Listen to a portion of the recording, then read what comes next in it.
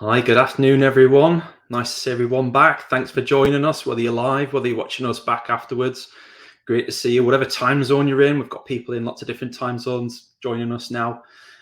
And here we are again. So today's episode is I'm joined by Carolyn Delehanty. Welcome to the show, Carolyn. Hi, Paul. Thanks for having me. Hi.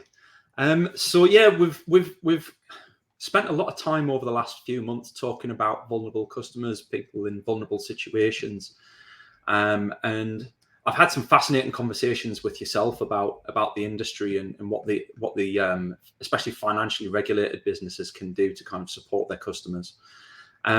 First of all, before we get started, we've got 30 minutes of time to talk, which sounds like a lot of time, but it's not really a lot considering the scope of what's available to discuss. So, just briefly, Carolyn, how did you get involved in vulnerable customers in the first place? I'm curious to know.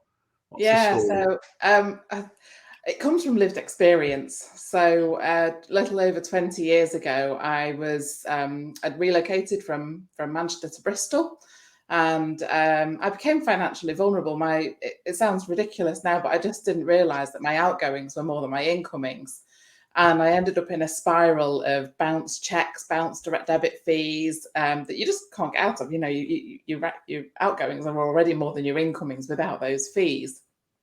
And I went to my bank for support, and the defining moment in my memory is that they wouldn't extend my overdraft by £100, but they would give me a £1,000 loan, and they called it responsible lending. And it just didn't make sense to me at the time. But of course, in the pressures of trying to manage it, I took that loan, and I spent the next 6 years, trying to get out of debt. Now, fast forward 20 years, and I've done 10 years in procurement. So I've got a solid commercial background now, and I'm much more financially savvy. And 10 years in customer experience. And I loved customer experience. I found my calling in the ability to help people in a strategic and preventative way. I didn't want to be at the end of the journey when they're already there. I wanted to prevent people getting into those difficult situations. Lent well to my passions and what I was interested in. And then when I took voluntary redundancy from one of Europe's biggest energy companies in 2018, I set up my own business focusing on customer experience. And it was about a year into that, and just before the pandemic hit, that I thought, well, actually, vulnerable customer experience is more where I'm interested in. And some might know that as things like inclusive service design, but that's just a part of what I do. But it's driven from my own experience with it, and my experience of serving these customers whilst at the energy company, and serving these customers whilst at a telephony company way back when I was in my 20s. And I loved the job. I was frontline advisor, and I loved the job. But it wasn't in a role where I could make a big enough difference. And here I find myself in customer experience now, helping prevent vulnerabilities. Fantastic story. And I think that's always the case, where the people who are most passionate about the industry that they work in have been on the receiving end of that industry and have decided to do something about it and make a difference in the world. So thanks very much for sharing your story, first of all. I can imagine that's something that a lot of people would try and kind of cover up and not really talk about, even if you're involved in the industry to a certain extent. So I think it's great that you're starting that conversation by kind of sharing a little bit about yourself as well. If I think back to my younger days when I was at university and things like that, similar sort of situation, maybe not to the same extent, but I was getting credit card loans out, and it was 0% interest for so long, and then transfer your balance to another credit card and transfer it to another credit card. And I must have done that for about 6 or 7 years, and the balance never seemed to get any smaller. You'd pay so much off, and then something would come along, you'd buy that, and you never cleared that debt balance away. And I didn't understand at the time the impact that was having on my credit score and all the different things that go with it. Then kind of moving out from home and getting my first mortgage and being offered like 120% mortgage to do a house up, which was great at the time. And then the bottom fell out of the market, and I lost all the value that I put into that house. I lost 30 grand off the value of the house overnight. And we kind of, despite having plowed a pile of money into that house, we were left with the house at the value it was in the first place, and kind of struggling to pay off you know, a new mortgage on the new place, and there's so many ways that you can get into a financially vulnerable situation. Of course, there's much more. There's many more categories of vulnerable customers and vulnerable circumstances than just financial. You know, I think when we look at the FCA regulations and the advice that have been kind of given out over the last year, like I think the last estimate was about 53% of the UK population could be classed as vulnerable in some way or shape or form. I think if we're all honest, it's probably a little bit, it's probably quite a lot higher than that, to be fair. It is. And, you know, the pandemic's brought that on. Personally, I felt vulnerable throughout the pandemic. You know, as an independent consultant, my income ebbs and flows. So, and part of it was, we didn't really know, none of us really know what was going to come. You know, we listened to the scientific and the medical advisors from the government, and whether you believe them or not is, you know, it's not a political debate today, but none of us really knew what was going to come. So we didn't know, was this going to worsen or improve? And as it mutates, is it going to worsen or improve? So yeah, I think we've all been vulnerable to some degree in the last 2 years, definitely. Yeah, absolutely. And I'm conscious that there are people kind of watching the show live. For whatever reason you're watching the show, if you do have any questions, please feel free to ask the questions as we go. I can see the questions and comments on the page kind of pinging up, so just drop it in the comments. And if I think it's something that we can answer online, then we'll certainly do our best to answer it as we go. So, Carolyn, like, what does a typical engagement look like for you when you get involved with a company? Is it you go into the company first and kind of suggesting that they might have issues? Is it them coming to you? Is it a bit of both? How does it work?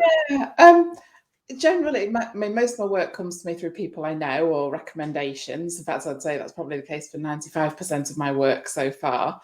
And it almost always starts with a kind of, well, what do you do? You know, what could we expect type conversation. And I think that there's two fundamental principles of the way I work. So I'll always build on what you've done. So most companies have done some things in this space, whether it's they've got some customer promises, or they've got some design principles, or they've got some behaviours that they expect of their advisors, that sort of thing. All of that can be built on. So I use a tool called a North Star, and that underpins an existing vision and mission, and brings together those components, but overlays the feelings that we're looking to evoke in customers. It's feelings and emotions that drive decisions and behaviours. So that's one of the earliest things I do with a customer. The other principle of what I do is I do with, not do to policy. So I don't want to do something to an organisation. I don't want to come in and do it for you and then leave you without any lasting legacy. So I want to, at the very minimum, I will come in and do it for you, but I expect somebody to be shadowing close by with me, and I'll be coaching them as we go, with a view to me slowly stepping away as we repeat the cycle of identifying problems, journey mapping, redesign, etc. And so wherever you've got up to, whatever you've got in terms of your personas, your insights, your research, your customer focus groups, your feedback, all of that can be built upon and is essential foundation. And I've not met an organisation yet where I'm starting from a blank page. It's really interesting because I guess from a business perspective for yourself, it's a little bit different to what a traditional business would, you know, a traditional consultant would go in and would try and demonstrate an ROI for the business. That's completely fundamentally the opposite of what you're trying to do. It's nothing to do with a return on investment as such. Might come as part of what you do as a side effect potentially, if you look after the customers properly. But I guess ultimately your outcomes are very much qualitative rather than quantitative, right? Well, so any changes we make, so through the process, we'll identify vulnerable customers' biggest pain points and co-create and redesign them with either the customers or the advisors or both, or indeed experts in that particular vulnerability. And then we go forward and service prototype it in a very quick and tactical, very sticky tape and rubber band type way. However, I wouldn't progress anything to service prototyping unless we fundamentally believe it will improve the customer experience, the colleague experience, and the commercials, because I'm not in the business of making improvements for customers that are just going to not either deliver further savings or deliver extra revenue. It has to wash its face if you're spending money on improvements. And sometimes you say spending money on improvements, sometimes it's only my fee and it's tactical improvements, letters, comms, changes, things like that. And sometimes it might be more ambitious, like improving or installing live chat or something. But ultimately, commercially, every customer experience improvement we make has to wash its face commercially. And by that, I mean pay back itself within 6 to 12 months, depending on the scale of the improvements. So I have the 3 C's: customer, colleague, and commercial, and those are my key measures for any improvements. Interesting. I guess what you're talking about there is kind of very much how we look at a lot of these conversations ourselves. And if we're getting involved with a business, is we always look at the people first. Do you have the right people in place? How can we support the people that are there? And ultimately, that's what technology is there for, right? It's not to kind of take over from people's jobs. It's there to enable people. But the people have to come first. Processes second. There's no point having great, fantastic technology in place, or anything else for that matter. If your processes aren't nailed down, you don't know what you want to achieve from things. You haven't got the right KPIs in place, and ultimately, the processes in place to train your employees and train your teams as to what you want them to achieve. So, how do you go about getting buy-in from the businesses that you work with? How do you go about getting them buy-in from, perhaps, like in my head, there's a lot of younger people working call center environment, and that's not really, in my experience, a demographic that lends itself well towards dealing with vulnerable customers. Not necessarily having a lot of experience in the industry or life experience itself. How do you kind of engage those people and get them on board with what you're doing? Yeah, great question. So obviously buy-in has to happen at all levels. And so like I mentioned before, I've been an advisor. I was a frontline advisor for a mobile telecoms company for probably about 18 months before I progressed to elsewhere in their customer service team. And oh gosh, the one thing that they want, that they have a voice and often they speak it, but they're not listened to, or they don't have a place to put that suggestion. So they're coming off calls frustrated because they've got this, that, and the other, but they've no place to record that, other than to maybe vent with their peers or their manager, or maybe at a team huddle. And some organisations do have places for that, where it all goes into kind of one big suggestion spreadsheet. But then there's some management of that that needs to go on to make sure that the quality that goes in is as good as the quality that comes out of it. So they often just want their voice to be heard. And actually, when I arrive, it's something of a relief, because they're like, "Oh, you mean I don't have to just tell you and you go off and do it? No, you have to come to the workshops with your ideas and help us co-build these and test these. So you're not going to just be, if you're a frontline advisor and you're one of the outspoken ones, you're ideal for my workshops, because not only are we going to listen to your ideas, but you're going to help shape them. But you'll also learn about practical limitations, like that, money doesn't grow on trees. So we can't just implement live chat overnight. We have to test it in some way and prove that it's right for vulnerable customers. So and often I'm lucky, the people that are chosen to work with vulnerable customers, they're of a special breed. They intuitively care. They're motivated by the desire to help people. They're the ones that have always got higher rankings in their customer satisfaction scores, or they've demonstrated they've gone the extra mile, or they've found innovative ways around challenges. So they're naturally the caring type. And sometimes I just have to bring that out into a workshop where there might be people who are 2 or 3 levels above them as well, but from other divisions or other departments, but give them a voice and make sure part of my job as facilitator in that workshop is to make sure that they're heard. And then, that goes right the way through. So at the other end, there's senior level buy-in.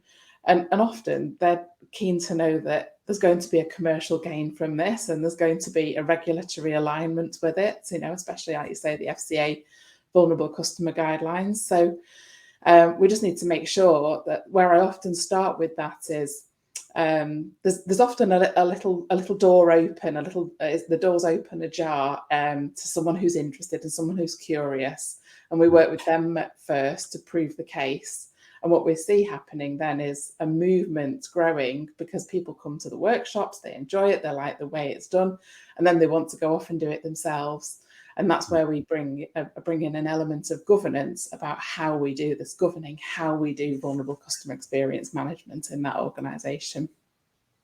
That's interesting. So it's almost kind of creating a pincer movement of movement at the top and decision at the top to acknowledge that this is something that needs to happen, but then driving that action from the ground up, from the people who are involved directly with the customers. Yeah. To get their buy-in. That's really powerful, and it's something I completely believe in. I've always said that you can want change at the top level all you want, but the people who implement that change are right at the bottom of the ladder. And if you don't start with those people and get their buy-in in the first instance and make them feel like they've been involved from the outset, then you're fighting an uphill battle, because you're bringing them with you rather than letting them lead the charge. If you let them lead the charge, then you'll absolutely see the results quickly. That's right. And so at the workshops that we have, I normally have, 8 or 10 people, and at least 2 or 3 of them would be frontline advisors who have worked with these customers in this space. Now, in the vulnerable customer experience and inclusive service design, one of those 10 people or 2 of those 10 people could be customers as well, handpicked customers who are there for able to contribute and proactively join in the group as well, or representatives of people with those vulnerabilities. So there's and then the rest of the people at the workshop. So we've spoken about buy-in of the front line and buy-in of the senior leaders. There's a whole group of people in the middle there who are, maybe your digital leaders or your finance business partners, those sorts of people who need to keep an eye on these sorts of projects, or are essential to delivering these sorts of projects and improvements. And they're part of the workshop as well. So, and everybody has an equal voice at these workshops. So collaboration is at the centre of what I do. That's great. It's refreshing to hear, to be fair. So I want to circle back around in a few moments to kind of some quick and easy tips that people can kind of take away today, that they might be able to just go away and easily implement, that will kind of start them down the path. But in the meantime, before I come back to that, so we've talked about people and processes.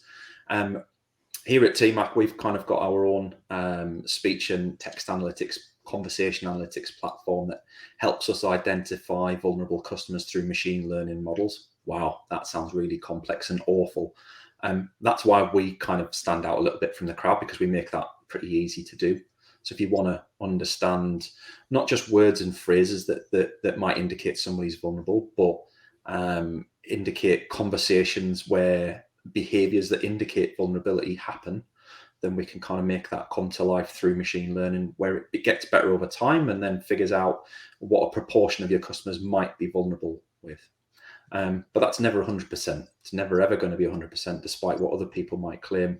I think if you can get to somewhere over 30 or 40%, then you're absolutely winning the game, because a lot of these situations where I've seen technology employed, people are getting after 3 or 4% of their vulnerable customers. So from your side, Carolyn, what technology have you seen employed well to kind of help with that identification of vulnerable customers? Because there's lots and lots of different projects ongoing at the moment that I've seen. Yeah, it is. So, and identification is probably one of the biggest challenges that I hear from organisations at the moment. They're very much reliant on organisations to disclose, on individuals to disclose their vulnerabilities. So data sharing is a massive topic at the moment. And I was only talking to somebody this morning about it. There are pockets of activity going on around data sharing. And the Vulnerable Registration Service are doing a great job at the centre of that. But actually, it needs to be built into legislation, because GDPR is putting people off data sharing, putting senior leaders off data sharing. So that's one of the biggest areas, I think, is where there are data sharing trials going on. They're proving successful and they're growing, but there's hesitancy there at the moment, and that's all very good in in practical projects where they're sharing collective data.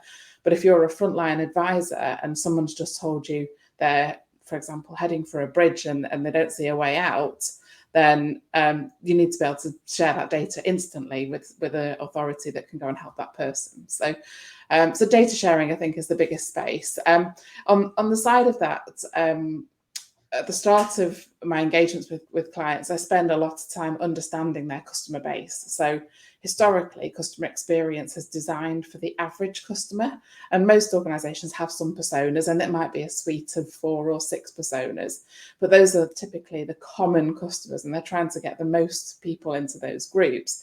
But I realized that by doing that, we exclude people with vulnerable needs. So if we're talking about identification of those people, then we need to look at those people who have already disclosed to us and understand what conversation it was that they had that led them up, or what experience it was that led them up to disclosing. And the sad reality is disclosing to one organisation, if that's a bad experience, that person's unlikely to disclose to other organisations. So one industry impacts on another there. And then when we talk about identification, of course, there are words and flags. So, for example, if your customer, so from speech analytics perspective, if a customer is talking to you about school uniform or food, and it's an energy account, then there would be a flag there to go back to that. Obviously the advisor should be listening out for that anyway. But if it was missed, then the technology can flag that and go back to it and make sure it's accurately captured and reflected in the vulnerability flags that organisation uses. Other organisations have self-disclosure tools on their app. So, for example, I'm a Halifax customer, and they've just updated their app. And when you create a new account, or you add a new bank account to the app, it gives you the opportunity to declare any needs that you have. The vulnerable customers. Monzo has the same. And what we have seen is customers are a lot more willing to declare to disclose their vulnerability to a machine than they are to a human being. Takes out the fear of judgment and means it's much more anonymous. So I think where technology can be embraced is providing that platform for people to share, even if it is then followed up by a human. But that initial platform of sharing with a computer is much more appealing to people than sharing with a human. Yeah, that's it. There's a really good point there around kind of technology, going back to what I said before about technology enabling humans. Certainly that's our approach, is that we want to kind of, we're never going to replace what the human element does in a contact center in terms of understanding vulnerability. And there's a lot of customers out there who may not even realize that they're vulnerable customers. But there are things and indications on that conversation, whether it's a verbal communication, whether it's a digital one, that can indicate that they are vulnerable. So things like just saying yes to everything, especially if it's to do with credit and things like that, just saying yes, yes, yes, yes. Mm-hmm. Like not pausing to kind of understand what it is that they're getting themselves in for. So I'm a big fan of using technology to kind of empower what the front line are doing, but it has to be driven by that understanding in the first place, which is why I've enjoyed the conversation with yourself, is because it kind of feels like we're two halves of the same solution, I guess. You kind of enable the initial part of what we need in place to be able to do what we do. And likewise, we can kind of help with that second line of due diligence for the business to kind of get after more complex, vulnerable customers that may not even realize that's what they are. So look, fantastic so far to have covered all the conversations that we're having. And honestly, I could unpack some of the stuff for hours. There's some of the bits that you've just talked about there, and there was about 5 or 6 different things that kind of fired off in my brain, and we just don't have the time to discuss all of them. So we've got 5 minutes to go, Carolyn. What I want to ask you next is, for the people that are at home or in the office now watching this, who are, I would say everybody who's here is kind of probably on that vulnerable customer path somewhere down that journey. What are the quick wins that they can implement that they might not already be doing that can get them to the next point of where they need to be? What are the things that are relatively inexpensive or or budget free even that can kind of support their customers quite easily? Oh, God, great question. So within an hour of coming off the call, they could have a much clearer view of their customers' priorities. So I remember when I started, when I was assigned to look after vulnerable customers at E.ON, the first thing that I knew was people began inundating me with their suggestions. Oh, my project is for vulnerable customers. My project is, and of course, actually, some of those were, but some of those were projects that were just aimed at getting more sales with a vulnerable label on them to make them come under this banner of getting it done quicker. That I had a license to deliver within a year, so people wanted their projects on my radar. And actually, if I'd have known about this tool at the time, life would have been so much simpler. So fast forward about 2 years, and I land in the customer experience team, and we adopt journey mapping. So the best thing to do, the best thing about journey mapping is producing it collaboratively. So those same group of people, 8 or 10 people that I mentioned before, get them into a room or onto a tool called Mural or Miro, something like that, a digital whiteboard. And those are free, by the way. You can create free accounts and go on and do the first one. Step out the steps that the customer goes through in the journey to achieve their objective. And with this in mind, think about one particular type of vulnerable customer. Or it'd be great if you had a recollection of one of the advisors had a recollection of a particular customer. Let's think about Bob and his circumstances. What did he need that day? Step through the actual experience and capture each step that the customer sees, does, or feel on a sequential sticky or square. And then beneath that, at each point, map the pain points. So the touch points should follow the happy path. The ones below it you can colour in red, and they should map the pain points. Now, on a journey map, there's a whole load of other rows you could add on. So the channel, what they're seeing, who the functional owner is within your company, data that backs it up, moments of truth, so surprise moments of delight. But producing a journey map collaboratively is the best thing to give you visibility about what the customer's biggest pain points are, and therefore what your priorities should be. Now, the reason I say they can do it in the hour after this is probably the worst thing you can do is to produce a journey map on your own. Your one perspective of a journey is not always right and highly likely to be missing some steps or adding in some steps. But the one thing you can do in that hour after this call is produce a straw man for it. So the first version, because when you get those 8 or 10 people together on a Zoom call with a mural board, it's much easier to start from something that you think is the journey than a blank page. And it helps you bring to life what you're trying to map. When you're mapping those touch points, write them in customer language. So majority of them will begin with I rang the call centre. I had to wait 20 minutes. My call was answered by Abigail. She transferred me to da-da-da. So map it in the customer language and the pain points in the customer language. But like I say, in the hour after this call, produce the straw man for that, and you'll be halfway to getting a good view as to what your customer's biggest pain points are and where your priorities should be. I think what I really liked about what you said there, Carolyn, was kind of boiling it down to one particular persona at a time. I think if you think about the vulnerable customer situation, it's very easy to try and boil the ocean and not get very far.